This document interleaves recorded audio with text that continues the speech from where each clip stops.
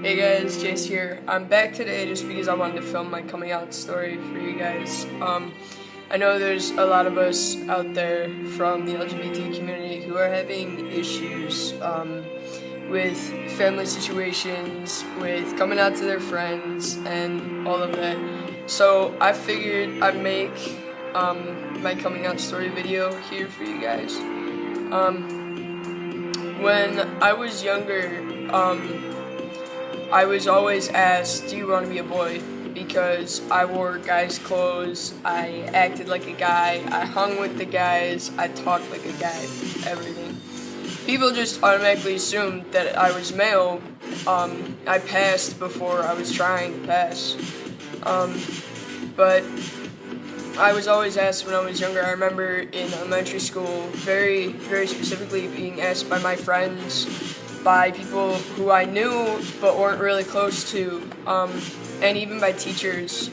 Actually, they asked me, do you want to be a boy? And in my head, I always wondered, what would you do if I said yes? And I always said no, because I knew that that was weird. I didn't know what being trans meant back then, but after watching a YouTuber, actually, shout out to the real Alex Birdie, after watching his videos, I learned what being trans actually meant, that it wasn't just about a sex change, that there are a lot of emotional aspects to it. And when I was going throughout my first bit of high school, I'm going to be starting my senior year when school comes back around, but I remember at the beginning of my high school career, my high school starts in 7th grade, and I do remember being bullied a lot for just being different, looking like a guy, acting like one, all of that stuff, just presenting myself as male without actually identifying as male. A lot of people looked at me sideways for that. And in 8th grade, I wasn't very knowledgeable about the LGBT community as I am now, but I still presented myself as male, and I still talked in a deep voice. My voice has been at this level because of chorus in high school, actually. I learned how to sing lower, and so eventually my voice just followed it. But in 9th grade, I met someone who ended up being my girlfriend. Her parents were not very approving. To this day, I am not allowed to see her, hang out with her, talk to her on any social media. I'm not allowed to have any contact with her because her parents believe that I turned her gay because I still identify as female. And in 10th grade, things got a lot easier. My friend group got very closer to me. 10th grade was very, very, very much a better time for me as trying to survive in high school. With my friends, we became a very close-knit family. If anyone went downhill for any reason, everyone else kind of strived to pick them back up. And I was a main proponent of the strength in that family, and that helping other people gives me a very satisfying feeling, and I don't ask for anything in return. However, the support that I got in return is all that I could have ever asked for if I did ask for anything. And so I just learned how to pick myself up after not really having much strength. My 11th grade year was this past school year, and I came out during the summer just before my 11th grade year. I came out July 21st, 2014 as transgender. And there are many friends that have cut me out of their life because they don't approve of me being transgender. When I came out as transgender, I either received very, very strong support or I received very, very strong negativity. When I first came out as bisexual, I came out in 9th grade. Then, as time progressed, I learned more about myself, and in July 2014, I came out as trans. Things are a lot easier now. When I came out to my mom, the way that I actually came out to her, I wrote a letter to her saying that a lot of parents have to deal with difficulty in their children's lives because of their behavior or because they don't act the way others wish that they would. But I said, some parents have to deal with this, and most usually don't want to have to deal with this, but I'm telling you this because I trust you and because I love you enough that I feel you need to know who I really am. And I told her what being trans means, not just a sex change or gender reassignment surgery. And I told her that this is how I felt, that I am uncomfortable with my chest, which now is why I wear a binder.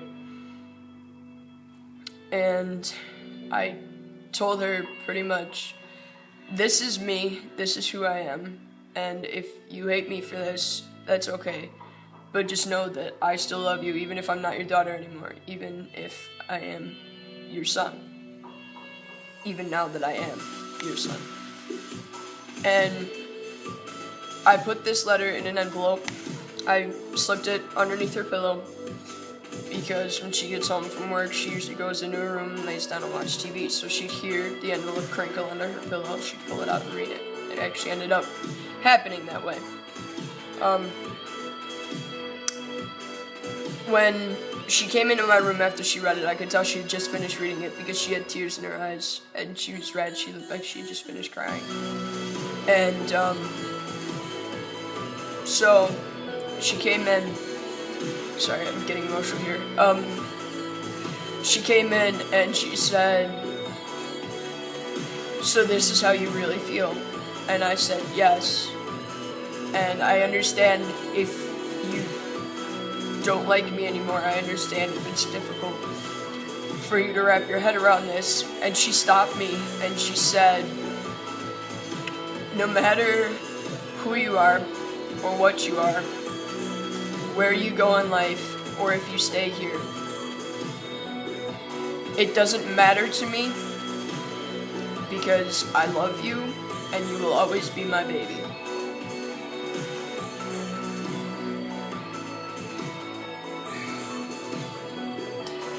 So, my mom is very accepting. She has coworkers who are of the LGBT community, who are in the LGBT community, and I'm really thankful that I have her. My Aunt Karen, I came out to her next in my family, and her son is gay. My cousin, he's gay, and she supports him entirely. And I knew that she would be a valuable ally to me, and when I came out to her, she said, "Okay, so you prefer to be called Seth.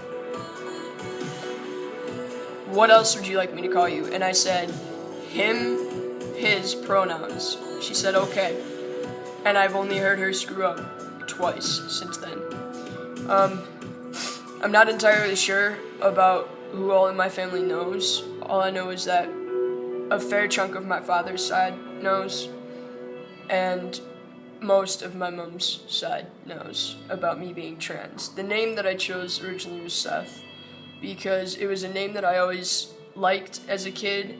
I looked up to a few individuals named Seth, and therefore the name I took it on as my own, but it doesn't fit me nearly as well as the name Jace.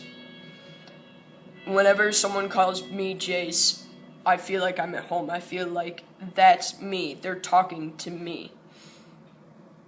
As another favorite YouTuber of mine, Chandler and Wilson, has stated it, whenever someone calls me by my birth name or my given name or Seth, it doesn't feel like they're talking to me. It feels like they're talking to someone else, but I know that that name is attributed to me, so I answer to it. However, when someone calls me Jace, it pulls on a heartstring. It makes me feel like they're actually talking to me. It's just who I am. So when I finally get my name legally changed, when I can get my name legally changed, it will be Jace Clement, and I will keep my current legal last name. So far, this summer has been rough, but at the same time, it's been one of the best summers of my life. My birthday this year was one of the best days of my entire life. I am very grateful to my friend Elijah for giving me a good birthday, because he has heard many times over that many of my birthdays that I've had in the past have not been the greatest. I haven't had a single good birthday until this year. And either fights happen at home, something happens at school, or I just have some sort of thing going on that's tough for me to deal with, and I'm still dealing with it on my birthday. And this year, my friend Elijah gave me a great birthday, and I did the same for my now current girlfriend.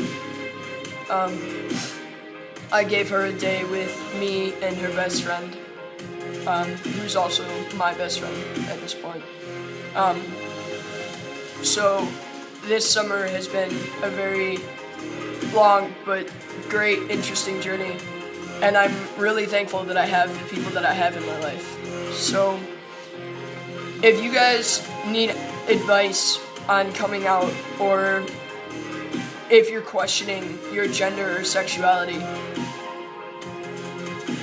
feel free to talk to me. I'm open to giving any sort of advice that anyone needs. And also, I've created a group on Kik. If you guys want to send me questions, I'll put that in the description below. That, as well as my Snapchat, my Instagram, and my Facebook page. Just message me, contact me somehow, and if you guys want to give me questions for a Q&A video that I'm planning on filming, just contact me. Everything will be in the description box below. So I will hope to see you guys soon. Peace out. See ya.